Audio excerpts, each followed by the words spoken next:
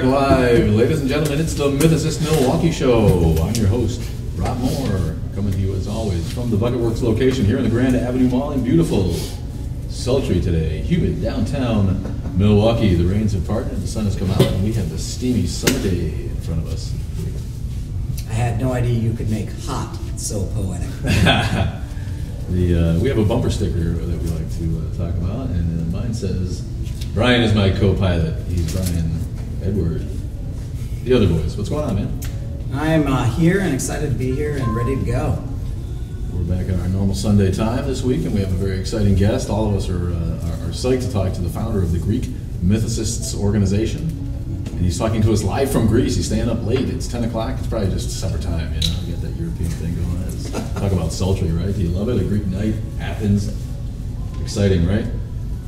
He has extensive knowledge on the mythicist position and first-hand knowledge on how Greek mythology has been infused with the Abrahamic faiths. He has spent many years studying the mythicist position and has been actively working to share the information that he uncovers through print and media.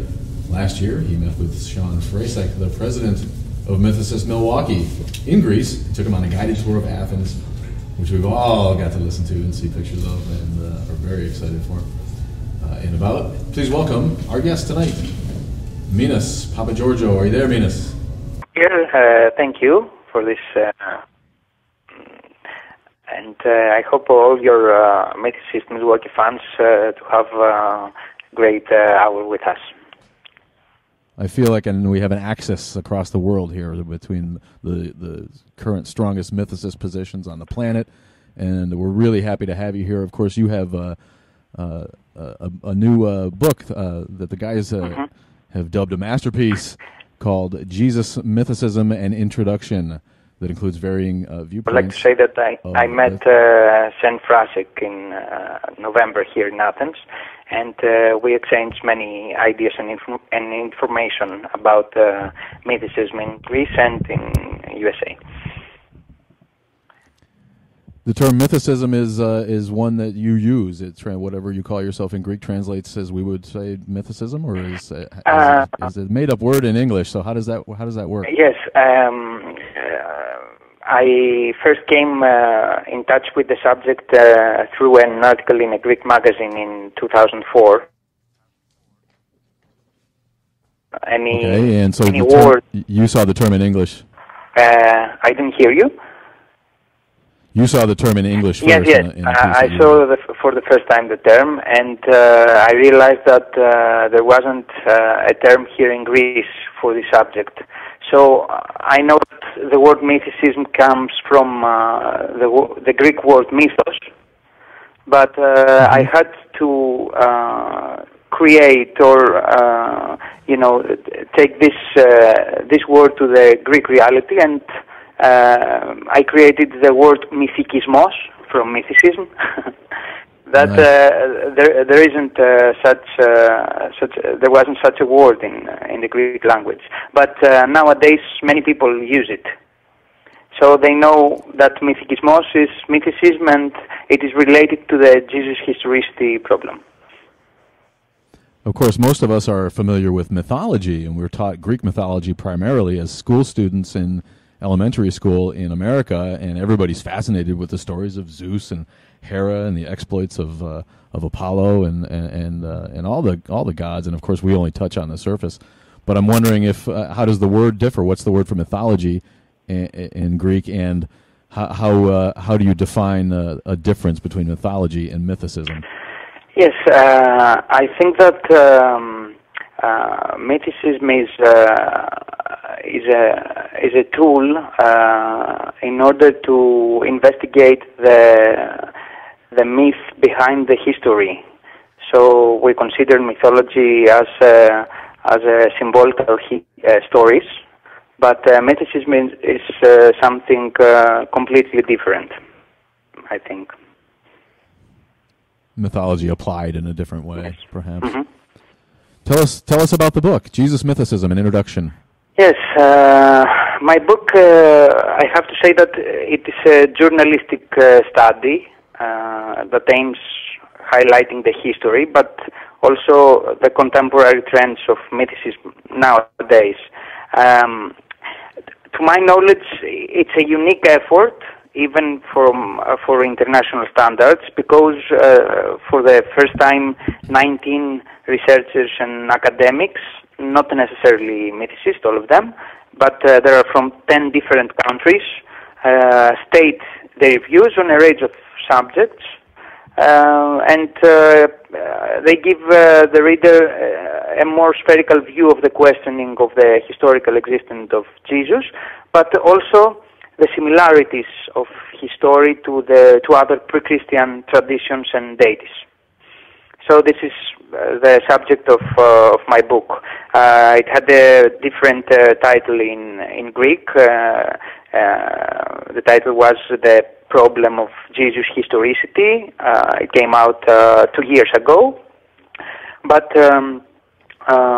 in March 2015, this year, it's out titled as Jesus, Mythicism, and Introduction, and you can find it as an ebook on Amazon. That's great. Is it a controversial subject in Greece? Do you get a backlash from? Obviously, you're steeped in Greek Orthodoxy. I would think is the main religion there. And correct me if I'm wrong. But is it? Do you feel any backlash? Are people kind of mad about questioning Jesus? Yes, I think it's a completely new subject that's opening here in Greece in the last 3 or 5 years. I am writing articles in magazines and newspapers here in Greece, and there are, there is a dialogue that has opened through internet, of course, at the first time, but there are many steps to go to this dialogue, and Greek Church and the people which are behind it are not, they haven't get in touch with international, news and about mythicism. They have no idea about what's going on out there with all these books and researches that are covered all these years, the last years. Right. Yeah. There's just not a lot of people that realize that it's out there, and in giving them, a place to start sounds like a good idea, and sounds like what your book would be great for. I mean, do you consider yourself an atheist, an agnostic, or spiritual? Do you give yourself a label or not? First of all, I have to say that we're a team as a Greek Mythicists. We have a site which is named Mythicismos.gr, which is, as I said before, the Greek word for mythicism. But I have to say that there are many people with different cosmological points of view take part in this effort. We have atheists, we have pagans, we have agnosticists, and that's, as I said before, it's why we consider mythicism to be a tool, to be a research tool that it investigates the nature of the symbols and the history of the religions, and it isn't a philosophical statement. So we can have atheists, paganists, pagans, agnosticists, and even Christians in the future. I don't know if anyone come with us. No, I see what you're saying. So it's a related worldview, and it sounds like the opposite of dogma, which is good that we consider ourselves to have a group like that. A mixed group, a heterogeneous group, whatever you want to call it.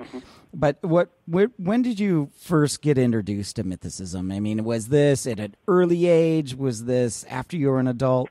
Did you read something, find something somewhere? Yes, as I said before, my first connection with mythicism was in 2004 through an article in a Greek magazine. And this article was about was about the work of an Italian researcher and linguist named Francesco Carota. I don't know if you know him.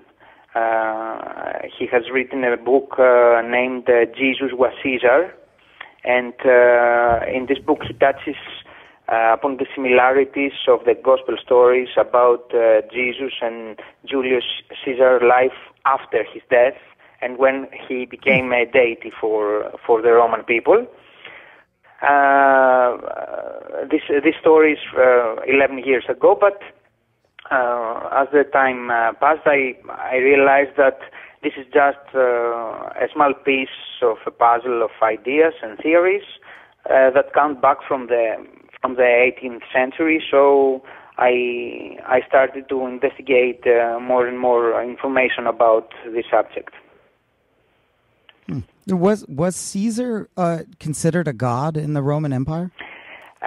Caesar was considered as a god in the Roman Empire, but after his death, there was an imperial cult of Roman emperors, and Julius Caesar's story is very interesting. For more information, you can read Francesco Carota's book, Jesus Was Caesar, as I said before, and you can find more information there. Okay, thanks. Okay. You said the Greek Mythicists have a team. What exactly are the goals of the group? Yes, as I said before, the mythicism issue is completely unknown here in Greece. We have made many steps in the past years until now. The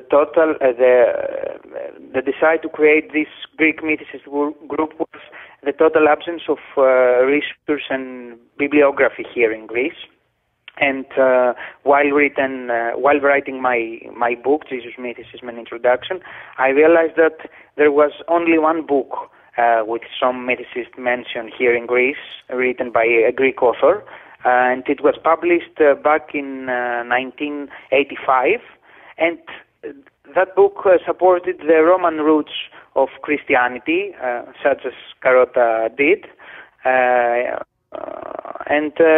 So we thought that it was necessary to create a website that could inform the Greek audience about anything around mythicism from Greece and, of course, from abroad. Yeah, so it's important that this gets translated into Greek, and that's what you're doing. It seems like if you spoke English as a Greek man or woman, you could find this in English, but these right now seem like the only ones that are written in Greek. No, there are many people who know how to speak English better than me, so we haven't problem. We can, we read articles in English, and then we show them to the Greek audience. So really, it's about exposure to the local audience. Okay. Is what Brian's saying, and he's right. Well, we think your English is pretty good. So yeah, you're doing better than I do. Thanks a lot. If we had to do this in Greek, it would be a lot worse. You're doing a lot better doing this in English for us. Yeah, and we're language guys too, but Greek is it's all Greek to us. As we say in English, we can't work the Greek at all except for a few roots, right? The ologies and the ographies. If it's got a PH in it, right? Psychology and if it was alpha to omega, we're omega on Greek. Right I can say the Greek alphabet still. I learned that. I can say the Greek alphabet, but that's You're saying this about Greece, where such a phrase about the Chinese language. It's all Chinese to me. It's all Chinese, yes. Yeah, we've heard that too. Unfortunately, Americans, the most they know about Greek is, pi, beta, phi, and theta, chi, and your fraternities. Fraternities, right. Good stuff. So, tell us about your successes. What kind of doors have you kicked down there in Greece besides just getting the word out on websites? Yes, surely the creation of the website you've heard before, mythicismos.gr. That was a turning point of us for sure. Also we have developed social conversation and interfere whenever we see fit. We have Facebook accounts, Greek Mythicists. We're friends. And but apart from that, as I said before, we have published a large number of articles and interviews, also in newspapers and magazines around Greece, but also in several information websites, except ours. Also, I have to mention that in October of 2012, 3 years ago, we screened the documentary Caesar's Messiah with Greek subtitles here in Athens, Greece, only 1 month after his premiere screening in the U.S. I contacted with Fritz Hede, which was the director, and these two people are interviewed in my book. And we took Caesar Messiah documentary, we subtitled it, and we screened it here in a cinema hall in Athens, Greece. That's cool. Nice. How many people? About 300 or 400, as I remember. Oh. Fantastic. And how often do you guys have meetups? There's not a program for our meetings, but we're through internet. We can contact each other as soon as whenever we.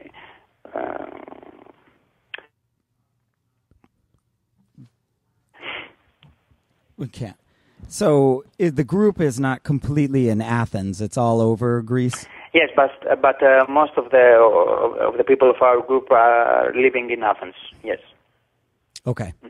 Like most of the people in Greece live in Athens. Yes, it's half 50% of the Greek people are living in Athens. Wow. Yes. Feeling. You're listening to the Mythicist Milwaukee show, and of course we want to tout our own successes here. We are bringing MythCon 2, the Myth Information Conference, was such a success. We are bringing you the second one. It is on September 27th, yes? That's correct. That's a Sunday. City Center this time, and very excited to have Killa Priest joining us for his inaugural public speaking engagement. Are you familiar with the Wu-Tang Clan there in Greece, Minas? I didn't hear you, sorry. I'm teasing you. It's a rap group, a hip-hop group, music? Music?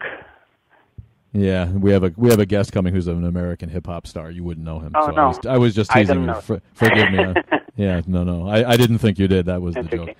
I apologize. No, But David Fitzgerald. David Fitzgerald. Yes, very I know. well I know known. Mr. Fitzgerald and his book named Nailed. Mm-hmm. Now, is he in your book, or have you talked to him at all? or No, not? I didn't know him when I was writing my book, but I'm a Facebook friend of him, and I'm reading his articles, and I have bought his book also. Outstanding. Very good. And then to wrap it up, Arthur George and Mendisa Thomas will also be at the Myth Information Conference Sunday, September 27th, with a pre-party on Saturday. The night before, on Saturday the 26th, and tickets are, what this time, 40, 45 for the conference? 35 in advance, 40 at the door. And we want to tell people, of course, that Mythicist Milwaukee now accepting memberships, and your membership of $75 a year will include the price of admission for the Myth Information Conference. So right there is reason enough. So check us out at mythicistmilwaukee.com. We're talking to Minas Papageorgiou. Am I saying that right? Minas? Yes, I'm here. Do I pronounce your name right? Minas Papageorgiou. Yes. Papageorgiou. All right. So I'm a bit of a linguist myself, but like I say, Greek lost on me. He's written a book, and now you kind of dodged our question before. We like to pin our guests down. You answered for the group, which we get wants to be all inclusive. But were you raised Greek Orthodox? And are you still a believer of any sort? Do you call yourself an atheist, an agnostic? That's a difficult question because I'm approaching these issues from a journalistic perspective years now. I haven't found a word that characterizes me.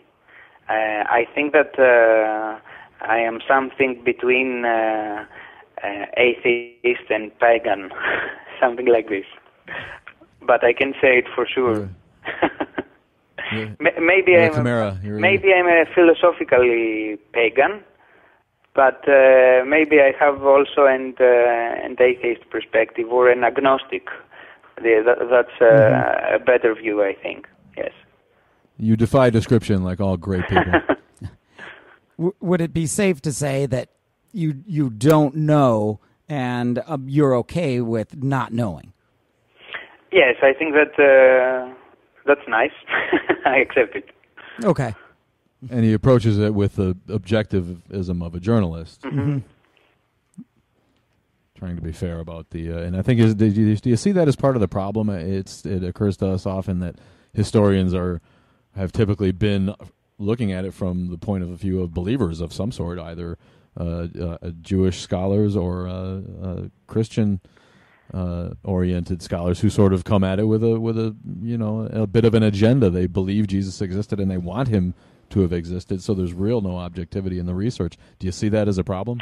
Yes, this is a great problem, and if we study the books of early mythicists of the early 20th century, such as Albert Schweitzer's book, we'll see that their mythicist perspective were never answered by academics, but subject of mythicism, I think that it's still opening, and now, as Neil Godfrey from Australia says, we have a great weapon such as the internet. So I think that the mythicism issue is opened again, and the academics, many of them are religious people, have to answer to new stuff, to new ideas that comes out at this time. Right. Mm-hmm. And it'd be interesting to force them to look at it in an academic way. A good scientist has to criticize his own work, and I think that's what you are doing. It would be interesting to force them to look at it in the same way, rather than defending a position, but rather looking at the evidence. Mm-hmm. Yes, and here in Greece we have issues that are related to mythicism that they're very interesting for us as Greeks, such as the similarities between Jesus and Dionysus, or between Jesus and the god Adonis. So I think that there is an extra interesting interest for the Greeks to read and learn more about the mythicism subject. Tell us more about those parallels. We're all pretty familiar with the Dionysian one, water into wine, and so forth. What other fun parallels are there? How does Greek mythology surfaced in the Judeo-Christian mythology? Yes, as I said before, in my book you can read a total amount of 19 interviews. 16 of them are from researchers and academics from abroad, but 3 interviews are from Greek authors and scholars. 2 of these 3 interviews are related with the similarities between Jesus and Adonis, and Jesus and Dionysus. I have to say that there is a project that I am working on at this period, and this is the production of a documentary about the similarities of the Greek Easter, of the Greek Orthodox Easter, to the ancient Greek tradition of Adonis celebration. There are certain striking similarities. The trailer of this documentary is out on YouTube, and in the future I am aiming to continue this series of documentary with another one that will investigate versions of tradition on Dionysus, that managed to survive in the Greek society, as well as the corresponding borrowings from Orthodox Christianity. Yes. So, in I think what you're saying, Greek Orthodox Easter and the similarities to, and correct my pronunciation, Artemis or Artemis, that's the goddess of the harvest, right? Yes. Orthodox Easter, I think that we have, here in Greece, we have many differences. There are many differences between the Orthodox Easter and the Catholic Easter. We have tradition that's completely different, and we can. I think that we can find many similarities to the ancient Greek tradition of gods like Adonis or Dionysus or other celebrations. Okay. Or did you say Adonis? Maybe Adonis, yes, or misheard. Adonis. Okay. Adonis is in Greece. I will say it as Adonis in English. Adonis. Gotcha. Well, so how did you get all of these authors to agree to interviews? I mean, 19, that's quite a bit. How did you arrange that? It sounds like a pretty big project. Yes, as I said before, there are 16 from abroad, 16 interviews abroad, and only 3 from interviews from Greece. I have to say that these interviews were conducted in 2 stages. The first one starts from 2006 to 2009, when I got in touch with some of the interviewees in order to keep their word for my personal records. And I have to say that the first one was Mr. Francesco Carota, I mentioned a few minutes ago from Germany. And the second stage, it was from 2009 to 2013. 2013 is the year that my book was published. And this was a time I was working in order to publish my first book. But now about your question, I don't think it was hard to gather all these interviews featured in my book, because my approach was clearly journalistic.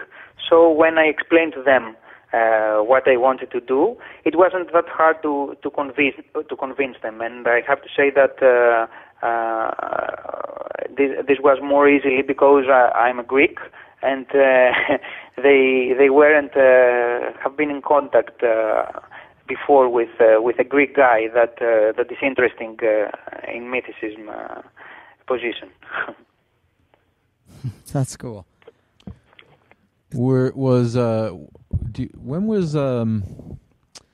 Greek mythology turned into mythology in the minds of the public? Was it the takeover of Christianity? I expect was the death of the old Greek gods before that, or did it morph right into? When did they stop worshiping Zeus and the gang? Yes.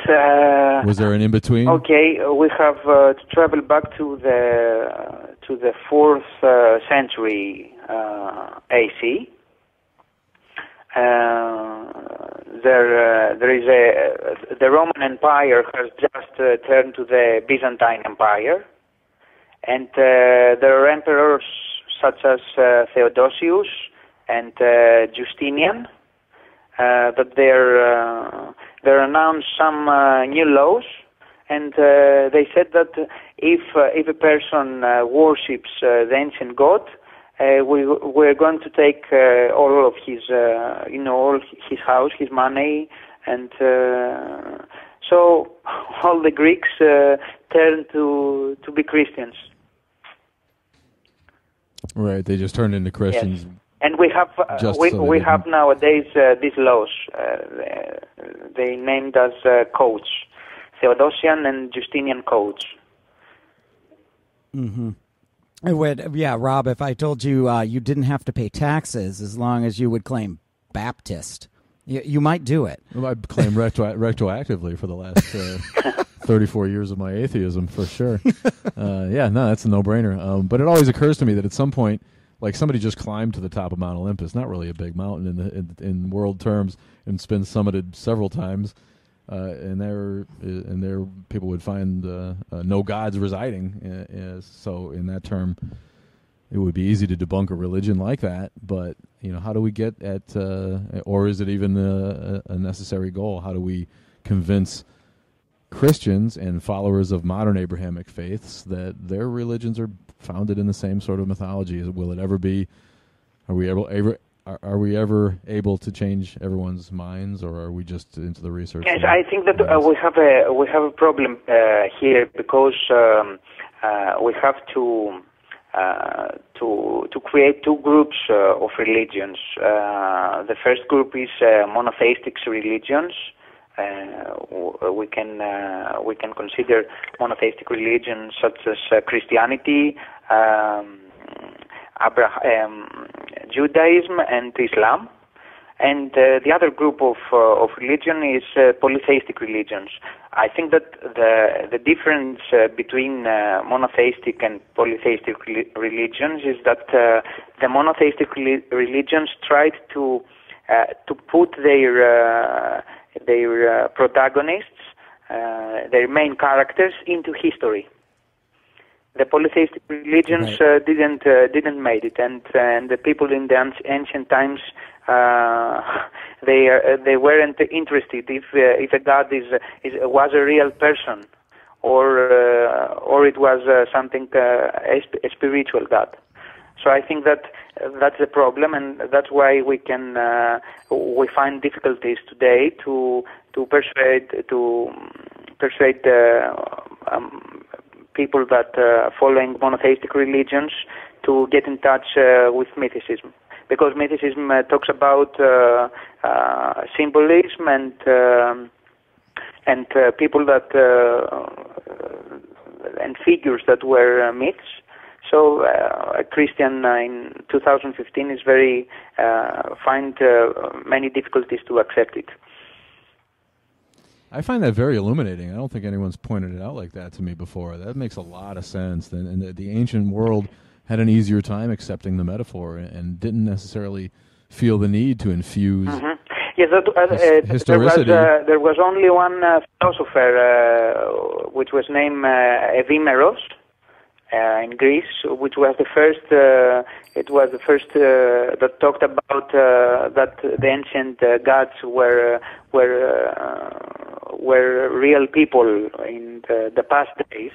But Evimeros lived in the 3rd century BC, so it wasn't the majority. All the classical and archaic Greek world was. The gods were considered as spiritual deities and not persons that someday were walked among them. What about the story of, say, Hercules? And what I may, and correct my understanding if it's wrong, but Hercules I thought was a half god. He was Zeus's illegitimate son with a human. Mm-hmm. So are these stories coming after, or was there a certain? Yes, he really was in Earth, and Hercules is the living offspring. We don't know because there are no historical records. The story of the myth of Hercules is very old, for sure. And we don't know if it was a real person or it was a title from a date and then we don't know for sure. Right, probably mythology, but I just wondered because that it does get close. Were there any sites or memorials that Greek people would visit and say that Apollo was actually here or so and so god was here? Did they have that kind of like we do now? No, they just worshipped Apollo. Apollo was connected with light, so they were building his temples in the high hills, and they considered Apollo as a force of light and music. Okay. All right. Very good. It was a religion that connected the nature and the gods. even the stories, I know what you're getting at, Brian, the stories of there's way more than just Hercules. It's a common theme throughout mythology where one of the gods would come down and impregnate a beautiful earthling, and have an avatar, have a, Theseus or a Hercules, or I think Io was one of the mothers that Zeus philandered and cheated on Hera with. But there's a lot of different stories like that. And that always, maybe I'm simplifying it, but to me that always was a parallel to the Abrahamic faiths and the tradition of the birth of Jesus to a virgin mother, where basically God comes down, impregnates right, but a woman on earth and leaves behind a half god. Right, but still can be part of myth. Right, it can still be accepted by the people as metaphorical. They don't really need to believe that here's where it happened. Zeus jumped out of a bush and ravished this young beauty. And I think the ancient people had a much easier time accepting the metaphor and the power of the myth, and that it reflected faith and not some kind of historic event. And I think modern listeners have lost that, especially in America. The people who are creationists and the people who take the Bible literally have really lost the magic. Where can people buy the book? Is that online? Yes, they can buy it on Amazon. As I said, it is titled as Jesus, Mythicism, and an Introduction. And I'm hoping that the printed edition will be out very soon. But I would ask from your readers, I would kindly ask from your readers to leave their review on Amazon, since for me it's very important to receive feedback from an international audience, because it is my first effort at this field in the international. You heard it here. Yes. Check out the book and give it a good review. We like to do a segment. Every week we call Myth of the Day. Perfect topic for a mythicist from Greece today. Here's Antonio with today's Myth of the Day. From the book, Jesus, Mythicism, and Introduction, one of the interviewees is Harita Mene. Mene? How do you pronounce that, Minas? Mene, in Greek. Harita Mene. Mene. Yes. Harita Mene is a Greek independent scholar of classical studies and women's history. Part of her interview states the following: Dionysius provided a link to a very distant past lost in the mist of prehistory. Panagis Lekatsas describes Dionysius as the most matriarchal god of the ancient Greek pantheon.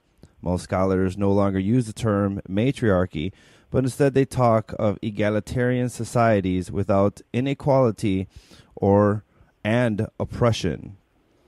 Those primitive societies saw Bacchus Dionysius as a spirit of nature. He is associated with forests, caves, and the moon, and even with hunting and animals.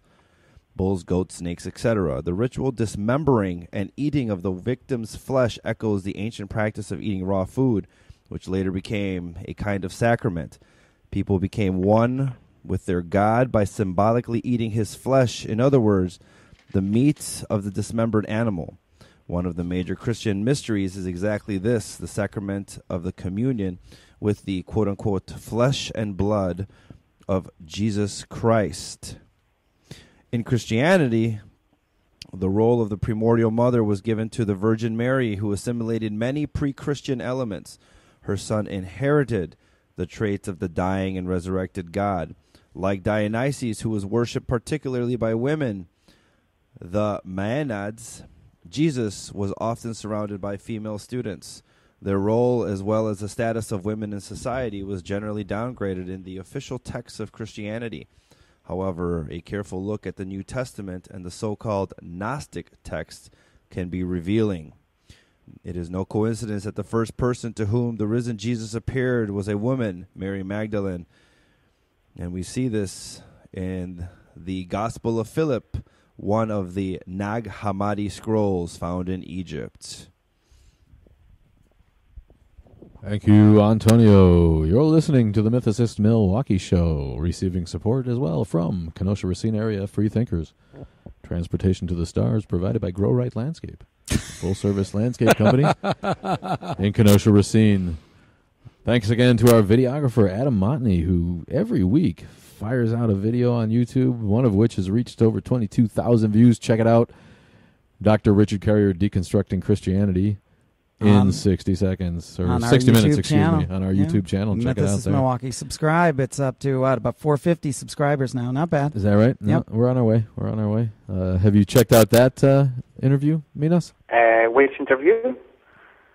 With Richard Carrier. Have you talked to him? Is he in your book? Yes. I talked to him, and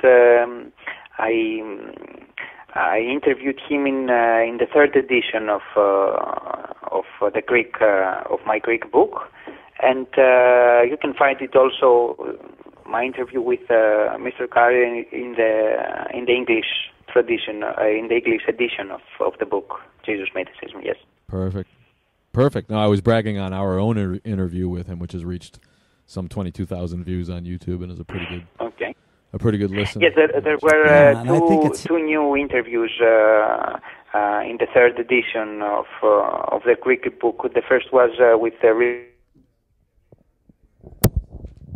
Raphael Lataster, and when the book was out here in Greece for the first time, the interviews were 17. But in the third edition, they were added by these two new interviews. That's good. What any cool behind the scenes commentary or stories that are worth commenting on that you wouldn't necessarily know otherwise? My study for this book lasted 4 years in total. I had to speak with many people, among which there were many Greek academic theologians and historians. I asked them to interview them, but none of them want to participate because they were scared of potential criticism because, as I said you before, this subject is completely unknown, and maybe it's dangerous for Greek academics to speak about it. Skype meetings with mythicists abroad, receiving valuable information and advice, and I would like to thank here Mr. Kenneth Humphreys from UK. And I would have to say that an interesting moment from the book's journey here in Greece was the cancellation of the book's third presentation here in Athens. Due to the intervention of religious circles in the municipal hall which have hosted the event. I had organized a book presentation, my third presentation here in Athens, but some priests called to the municipality hall and they managed to cancel this presentation. Wow. Yes. Wow, did that create a fuss? Was that quietly go away, or was there at least a news article about that? Yes, I wrote many articles. Not only me, there were written many articles in the internet, and finally, I believe that this was an event that added more to the book's sales. Yeah. My book became more famous. Yeah, a little controversy goes a long way.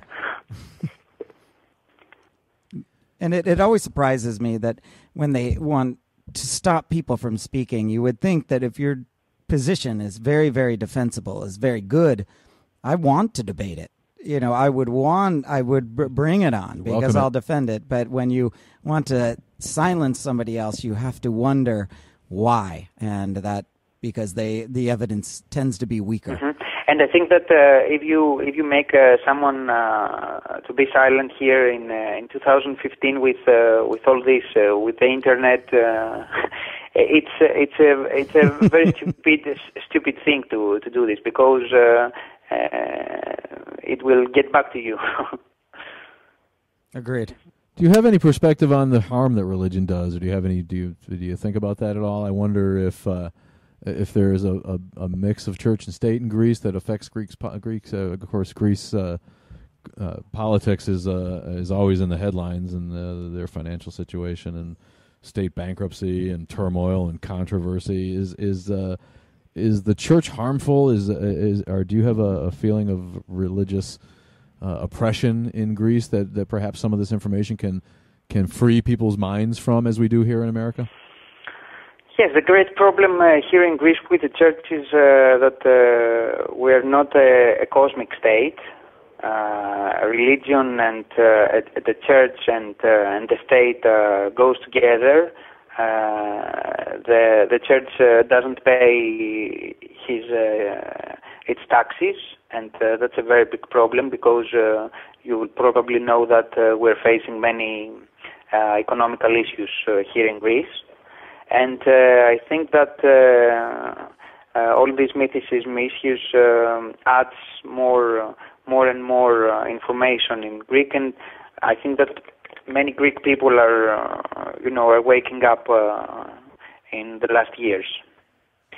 I think that I read some in a newspaper about 2 months ago research, Gallup, that showed that the atheists here in Greece, they were 4% 5 years ago, and now they're 18%. Wow! Yes. Just 5 years. Yes. And do you think that's because there's more atheists, or are they less afraid to come out of the closet? I have a feeling we have this image of a Greek family, much like an Italian family, where you're the big internet family and grandma issue. doesn't. Yes, the past years we haven't.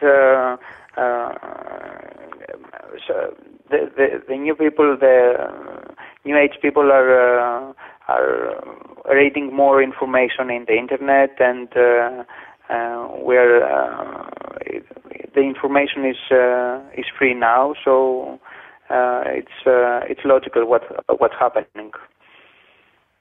I find it very logical, this difference between this 4% and 18%. Yes.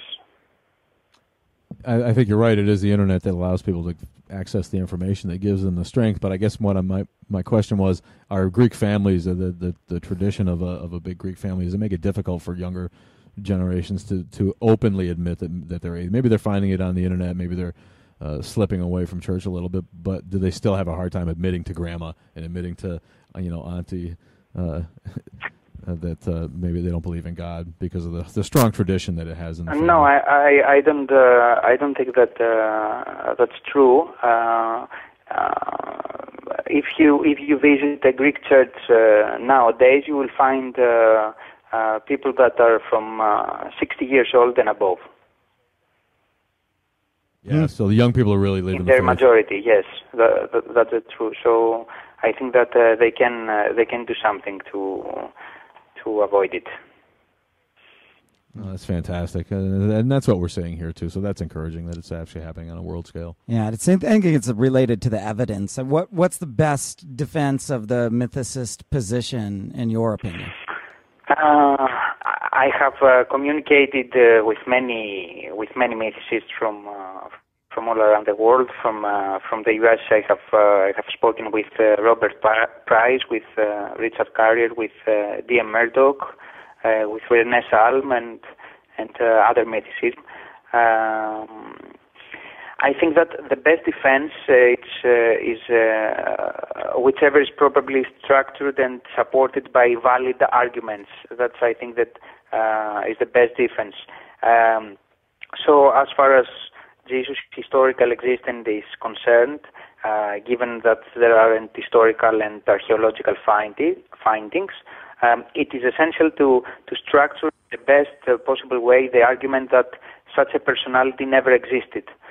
So if we see that there are numerous similarities of the gospel history of Jesus to tradition of pre-Christian deities or situations described in the Old Testament, they also need to be supported in the best possible way through the original sources. But I think that, as I said before, the valid arguments are the best defense about mythicism, for mythicism. Right. Oh, yeah, it comes down to the evidence, where evidence trumps kind of a predetermined belief or faith. That makes sense. It seems powerful to us, but where do you think mythicism stands on the world stage at this point? Are we just in the very beginnings, or is it on its way to being any kind of an accepted position? Yes, I talked about valid arguments. I think that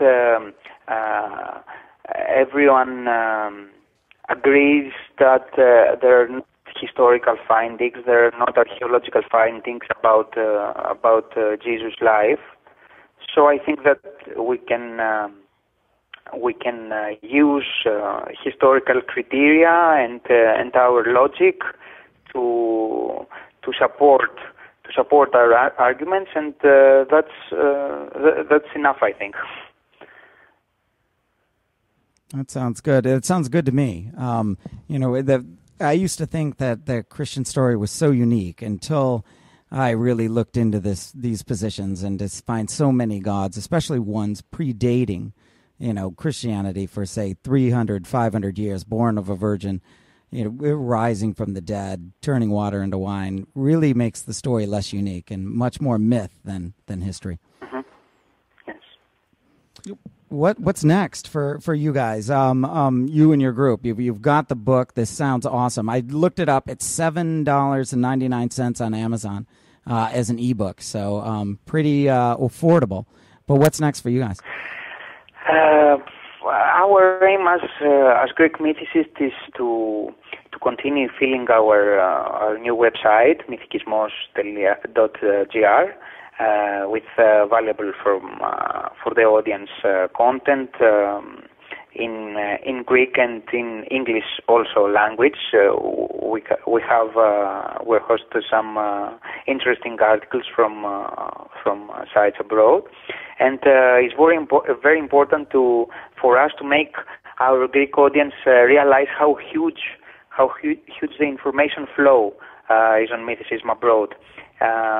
It's a way of proving to our visitors that the issue is literally boiling out there, both within and outside of the academic space. And in this way, we devalue the views of the Greek Christian apologists that, without having an idea of the latest developments, as I said you at the start of our conversation, they consider the matter of all these things pointless. So also we would like sometime to organize here in Athens a day for mythicism. And why not hosting a person from abroad?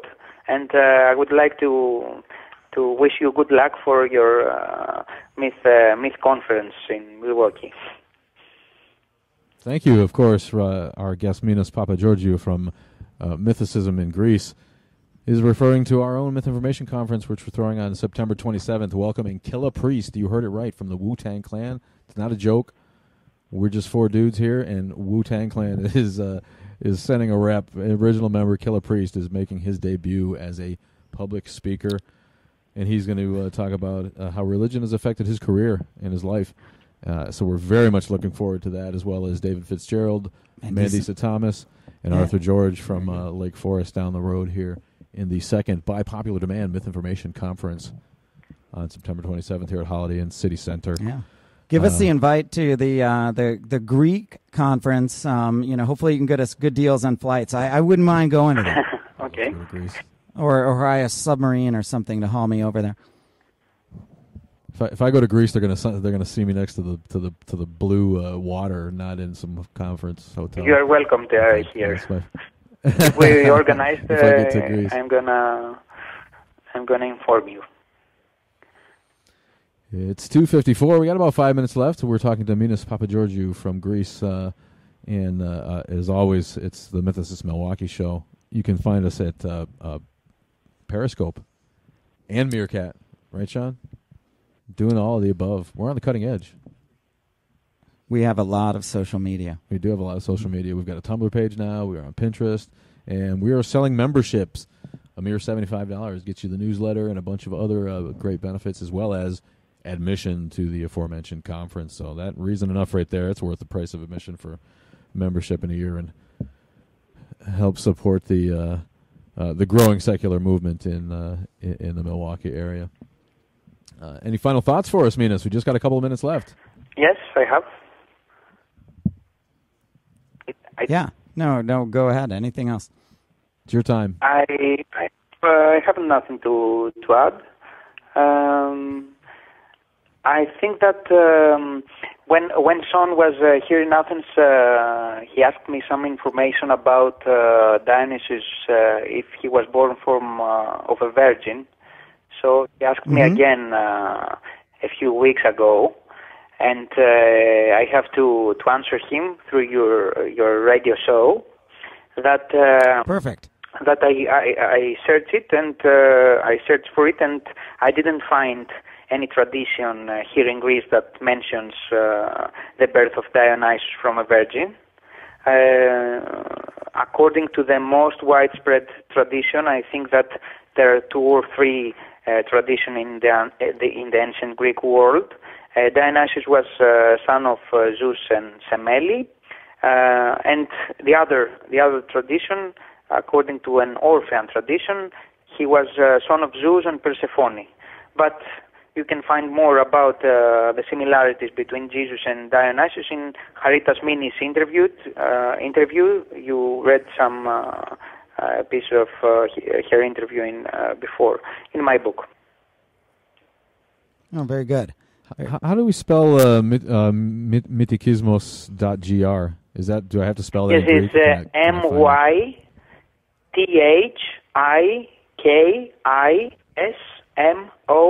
it's mythikismos.gr. Got it. .gr. I tried that, man. I guessed right. I don't think it took me there, but I tried it before. I'm interested to see what you guys have put together. Is it all in Greek? Yes, we have. They give you the option. Did you? Hey, it came up. Did you got it? It came up. He's got a burning ring of fire. It's yes, awesome. Johnny Cash. Dear Murdoch, when she saw our symbol, she told me that it could be the symbol of international mythicism. It looks great. It looks great. For an international mythicism movement.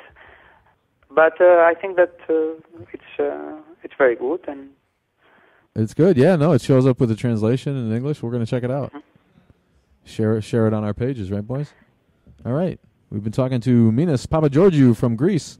We're going to let you go. Thanks for jumping on, and we hope to see you on these shores at some point soon. Okay.